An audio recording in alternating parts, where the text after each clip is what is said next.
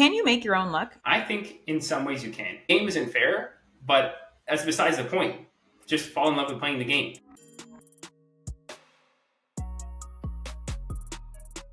Hello, everybody, and welcome back to another episode of Truth Talks, the podcast that brings you real strategies for sustainable fitness transformation.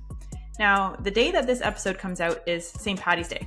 So we're like, well, what can we talk about on St. Paddy's Day? And of course, luck of the Irish. We're here today to talk about luck. Now, it's probably not your standard fitness topic, but we actually think, hold on, hear us out, that there actually is a really important concept here about luck in your fitness journey. Do some people have more luck than others? How does luck dictate your success? So that's what we're going to be talking about today. Paris, are you feeling lucky? Well, first I got to say, I think we are a quarter Irish. So, I just wanted to put that out there just so that people know. So, as in, we are credible enough to talk about the concept? Yeah. It gives us authority to talk about the concept of luck. Luck, and we're fitness professionals. Put those two things together. Let's talk about luck in your fitness journey. I love it. It might even be, hate to admit it, or hate to break it to you, but it might be a little bit less than a quarter. But there's some in there. Ooh. There's some in there. All right. I don't know. Now, because this is an unconventional topic for a fitness podcast, we want to start out with a quick definition of what do we think luck actually is in this context. And so I want to just level set and say, when we're talking about luck today, what we mean is the things that make it easier for someone to find success, give them kind of a boost or a head start in their fitness journey, because they're essentially, luck is a big advantage. Kind of that's how we're going to contextualize it for today, is through the lens of advantages. Yeah. Advantages that you were given without having to grab them yourself. Yeah, that's a good way of putting it. Yeah, for sure. So there's two types of luck in the context of fitness or advantages, right? The first one is genetics, and then the second one is environmental. So we're going to talk about both of them. Then we're going to walk you through a little bit of our thoughts on the relationship between luck and effort, because of course, we all still should be putting in effort towards our journeys. They take effort. And then we're going to leave you with some mindset thoughts around how we can navigate luck. So let's dive in. Are you ready, Paris? I'm ready. Do you want to start off with the first type of quote unquote luck, which is genetics? Can you just give, the most high level, let's start super high level. What role do genetics play in guiding your fitness journey? And, we're going to do a whole nother episode in this on someday. But genetics, literally everything. I'm going to separate genetics simply into two different things. Response to nutrition, training, those kind of things. And then also, I want to bring up another type of genetics, which is how we're wired up here between the ears, which I think is oftentimes undervalued. Certain personality traits, behaviors, ways of thinking can make you potentially better at producing progress in your fitness journey. But let's talk about mostly towards the physical attributes, or mostly in terms of response to training and nutrition. I do not think people realize how significant genetics are. Literally everything, right? Especially going to some of these physique shows, and even just you work with a lot of people, you can have the same exact protocol, and if two people can completely respond way on either end of the spectrum.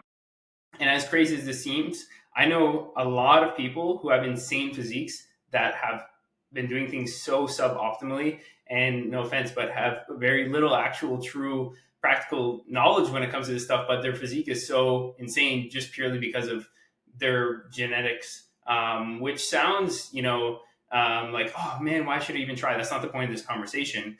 But it's just, people do need to know that there is a massive, and I mean massive, genetic component to Yeah, this. absolutely. Because everything from you talked about response training and nutrition, but even before that, your muscle insertions, your insertion points. So how your body frame is structured.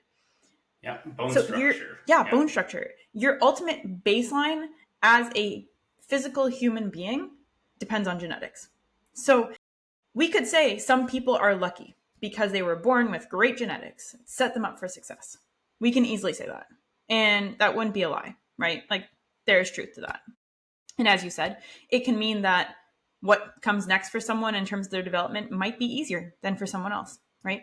On the flip side, just as somebody can be set up with really, really great genetics, Someone else might have genetics that make it really easier for their body to put on body fat.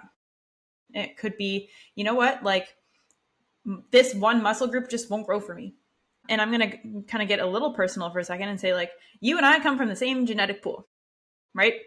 Yeah. But I think that gives us a really interesting lens too on the role of genetics, because we can see, some of the things, the attributes that we share versus the ones that make us different, and how we adapt to that. And then you can say, oh yeah, there's a genetic component there. Like both of us, we get really great development in our backs. Cool. We got really lucky back genetics.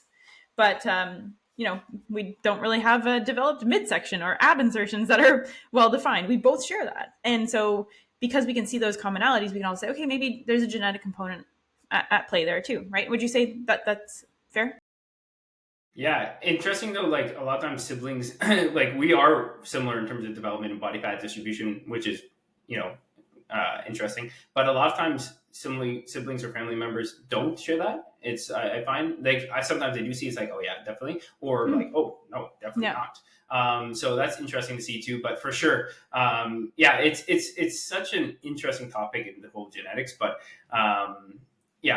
people really are on such a wide spectrum. It's absolutely, and sometimes I think, oh, this person has the best genetics I've ever seen, and then I see somebody else where I'm like, I have never seen this kind of structure in my life. Like it's just like so like 0.0000001% of the population, like type of stuff. And you're like, wow, that is elite. And then you see somebody else who even beats those genetics. You're like, what is going on, right? So anyways. Yeah, no, that's awesome. So can you just give I know we're going to do a whole episode on genetics, but if we were to do bullet points, like here are the things that genetics can make you quote unquote more or less lucky with. Boom, boom, boom, boom, boom. Mm-hmm. What would some of those things be? So definitely bone structure. So for men, it would be like wide clavicles, small waist. For women, you could talk about like, structure around the hips, and then also, shoulder to waist ratio. Insertion points where your muscles insert. It can make you look more or less aesthetic, depending on that. And that's a big one. Also, ability to put on muscle mass is one, like responsive training, like, per given stimulus of training, how much muscle mass are we putting on? Ability to lose body fat. I think that some people, they do lose body fat easier than others. And you could also see even things like appetite. Some people are just hungrier than others, and we have different body fat ranges where we're happy with. We call it settling point, which we can do a whole nother episode on. But some people, they can get really lean and be like, I'm chilling. And other people, they'll get like not even that lean and be like, oh my gosh, I am suffering. And even if they do things properly, quote unquote. So those are a few different genetic things. You could also talk about ability to recover from training and come back stronger. That's a big one. Strength development, nervous system, adaptations over time. I mean, as you can see, there's just like a plethora, but those are some key ones to just throw. Yeah. Love it. Keeping it simple, just go through that list. So if you're someone who's sitting here going, okay, are my genetics making me a little bit more lucky? Ask yourself about those factors. Say like, how do I feel about them? How would I evaluate myself? And that might give you a better sense of how your genetics are playing a role. Let's move on to luck component number 2, which I'm going to call it environmental luck, because it's really about how the external circumstances can shape us. So, your genetics, we could say that's a little bit of like internal. From the moment you're born with those attributes, right? External is like more the things that we encounter along the way as we go through life. And it does, from the start, play a role. And that could be like your parents' behaviors, right? So, and not just like what genetics are they giving you, but let's say you have parents that, buy certain groceries, or they have their own fitness routines. They are role modeling those behaviors for you. You don't choose your parents, right? So you do have a little bit of luck in terms of what household you're born into and who you're surrounded with in that sense. Similarly, it could be, what kind of resources did you have access to as a kid? Did you have access to recreational sports and activities? And did you establish habits around athletic endeavors and physical activity, right? That's very resource dependent. It can also be a matter of geography. If you're born, somewhere, if you're born somewhere where access to, different types of information, news outlets, different physical activities, groceries, like how we talk about how we get access to food, all of that, those are environmental factors That can be advantages or disadvantages. I went off on a few there. What would you add? Yeah. Yeah. No, I think I'm going to piggyback on the idea of your parents show you behaviors, and you're not aware of it when you're a kid that you adopt a lot of those behaviors, but also mindsets towards things. Like, for example, if your parents' way of celebrating things was going out for ice cream and pizza, well, now, a lot of times we care, not to say that we shouldn't celebrate like that, but I think sometimes people take it to the extreme where everything is celebrated with just food. Food is the only way we celebrate. So now anytime something good happens, it's like, oh, we're gonna go eat. But then on the flip side, it's also when something bad happens, oh, have some more ice cream or something like that. So instead of like addressing our emotions and finding other ways, it's purely we're celebrating and taking our quote unquote losses with just feeding ourselves with unhealthy food. So even little things like that, and like whether or not health was even talked about. And again, the examples you were shown of like, yeah, your parents exercising and how they even talk about body image and things like that. So there's just so many different variables in terms of that. But you could also say sometimes, and this is going a bit more philosophical, but I think this all is going to tie in a bit more philosophical, is that challenges that you face in your life could actually be lucky that you face those challenges. And we could put a positive spin on things. Like, let's say you went through a crazy breakup, right? Something like that where you were like, holy crap. But then that was the signal for you to start self-development. And then you went on this crazy self-development journey, and now you're a completely new person who feels so great about themselves. Was that almost lucky that you went through that breakup? Right. Maybe it was. So when we think about like luck through the lens of environment, it can be things that work for you, create advantages, disadvantages, but they're not that easily bucketed, because at first glance, things can seem like, oh, this is a disadvantage. I have to deal with this thing. But it's training, it's learning experience, it's growth opportunity, it's self-development. Now, all of a sudden, this thing that felt like, wow, it's so unlucky that this happened to me, actually, you turned that into an advantage, right? Which is pretty awesome. And I think we're going to kind of circle back around to that and how you do that in just a second. Is there anything around like environmental luck? Because I think what we talked about was a lot around background, right? Your upbringing, kind of the environment that you're raised in, all of that. What about people's current situations? Like, how do their current situations in those environments create luck? That's a good one. I think, and some of this is choice and some of it is not choice, depending on the context. So we can be sensitive to that. But like, for example, if you have an extremely chaotic living environment, some of the things you need to do in your fitness journey, like get enough sleep, or have room to prep your meals, or the ability to put your own meals in your fridge, or do your own laundry, or like those kind of things, or do things on your own time. That can be affected. And let's say you have somebody's arguing all night long, you can't sleep. Well, now it's affecting your fitness journey. So there's those things in your environment. And also, like, we can talk about like work environment as well. Like, how stressful is your work schedule? How predictable is your work schedule? Is it remote? Is it not remote? Does your boss call you at 7 p.m. when you're at the gym saying, I need this done before 9? Like, those kind of things. Again, some controllable, some not controllable. But those all play into this idea. Yeah. So for people who are trying to figure out like, what's my version of environmental luck, you can kind of frame it through the lens of, how is my environment within my control or not? And, again, start to outline, don't dwell on the things that are like your boss is calling you. If you can't control their behaviors, could you get a new job? Maybe, maybe not. Maybe that is the job you need to be working right now, right? And again, like you said, everybody has a different degree of choice. But I think just having that moment of reflection and saying, what are those quote unquote lucky things that are working to my advantage? What are those quote unquote unlucky things in my environment that might be disadvantaging me in some way? Fair? Okay, so we just kind of talked about this through the lens of like control and how there's certain factors that you can control and certain ones that you can't. Let's talk a little bit about hard work or effort, because we like to think we can control those things. So if somebody's sitting there going like, I got great genetics, my environment sets me up for success, I'm the luckiest person in the world, does that mean they don't have to work hard? On the flip side, someone's sitting there being like, I don't think my genetics are fantastic. My environment struggles. It's filled with struggles. Not optimal. Well, guess there's nothing I can do. Like, can they work hard and still chase it? Right? So let's talk about effort and luck. Here's the main thing. Even though we just highlighted how massive a role genetics can play and how massive a role environment can play. Some things controllable, some things not. The main thing that's going to dictate your outcomes in your fitness journey is whether you take responsibility. Ooh. At this point, I've seen so many fitness journeys. Okay, I can't even like, my mind is filled with fitness journeys. And what I would say is the people that do really well and not is their ability to take responsibility.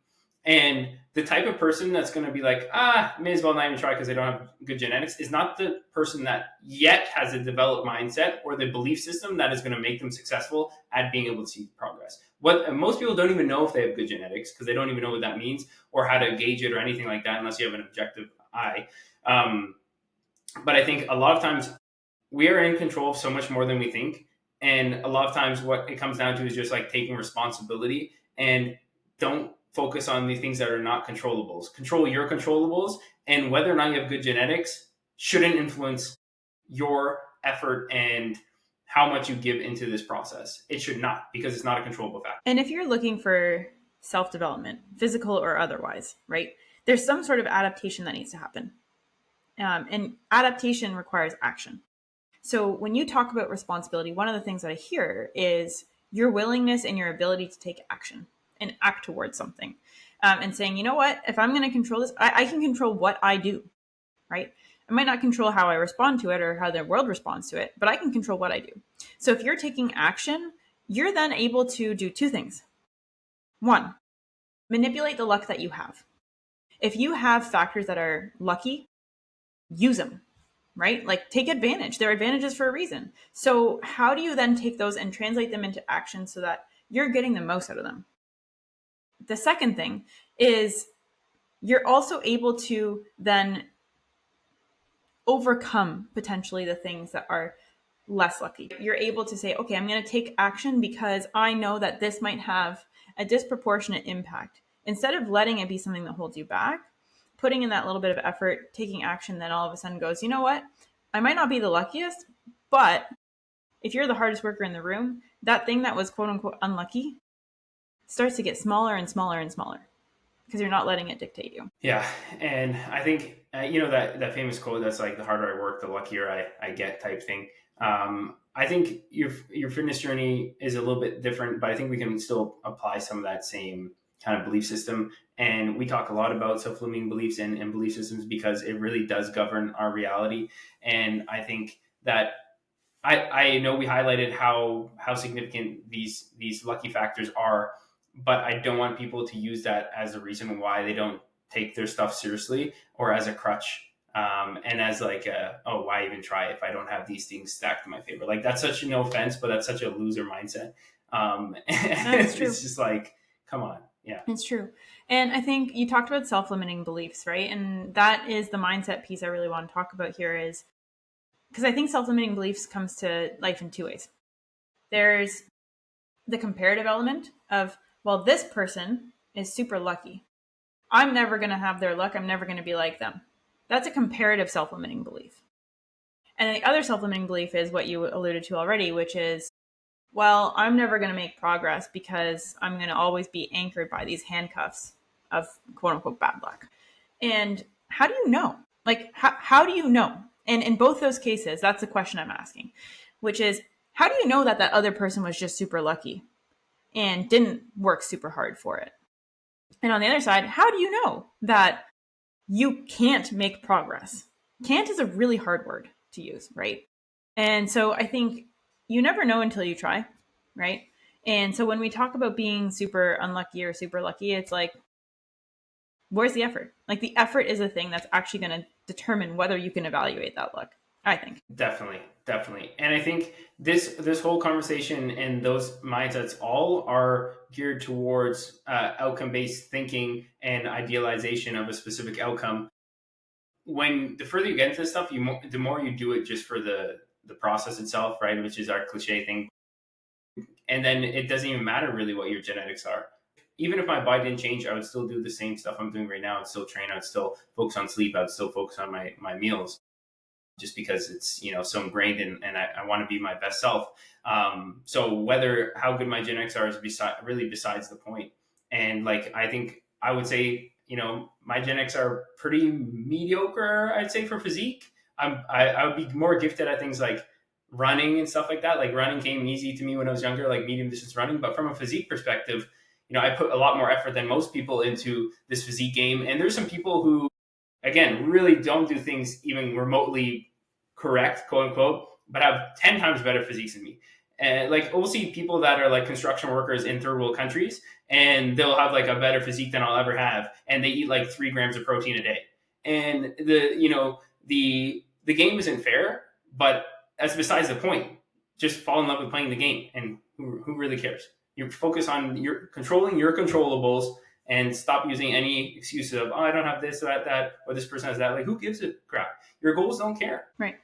Sorry. So when you said focus on your controllables, control your controllables, I think was what you said, right? Can you make your own luck? I think in some ways you can. And we talked about this in another podcast. And this is a very philosophical episode, but we talked about this in another podcast, which was stack as many things as possible in your favor.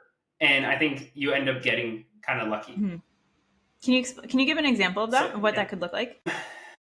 That's a great question. So like, even for myself, it's like, okay, I want to see a certain amount of progress, right? And I might have mediocre genetics, but what are the cards I can stack in my favor? Well, I tried to create an at-home environment that's conducive to a low stress predictability. I have regular routines that make stress lower. Chose a partner who luckily accepted me, that keeps my life less stressful, and I have a support system. I chose a career path that allowed me some flexibility in certain aspects. I hired a coach so that I have, at least I'm firm on like the plan I have and the actions I need to take in order to stack the deck in my favor in terms of progress. I invest in things like that help me either recover better, like better groceries, or clothes that make me feel better when I'm working out, or things that make my day easier, like those kind of things.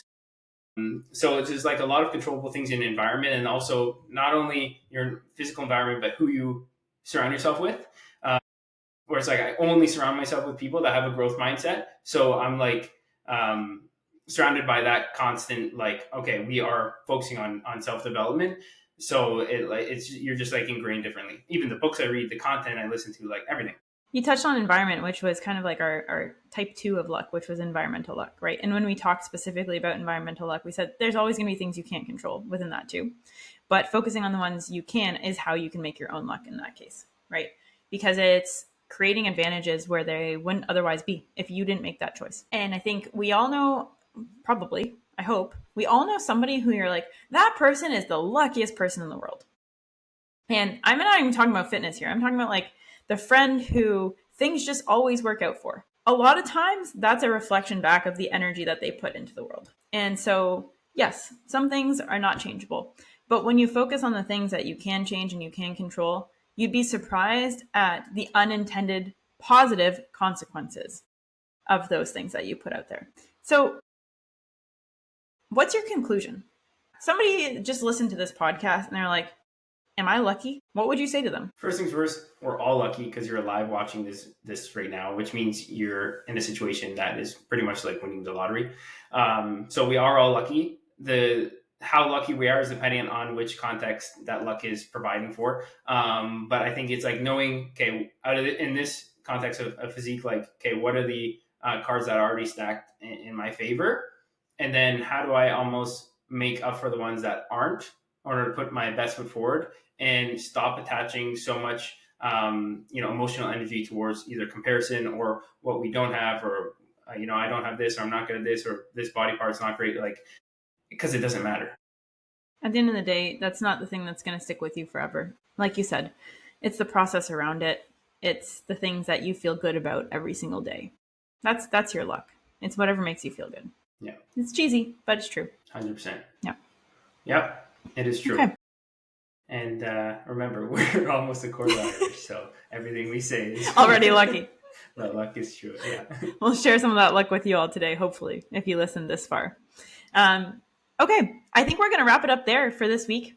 Happy St. Patrick's Day, everybody. Hope you're all feeling a little bit extra lucky today. And I hope that this podcast episode helps shed some light on what role luck has for your fitness journey, how you can interpret it, and how you can just stay focused on feeling lucky, and making your own luck. So, without further ado, I will leave you with this one parting thought. Please go subscribe if you haven't already. If you have, thank you. It means a lot to us that you're willing to hear us talk every week. We really greatly appreciate it. And if you haven't subscribed yet or you're new around here, we'll be doing this podcast every week, every Monday, to talk about those real strategies for your sustainable fitness transformation. And we'd love if you could join us on a regular basis. So with that, without further ado, bye for now, everyone, and we'll see you next week.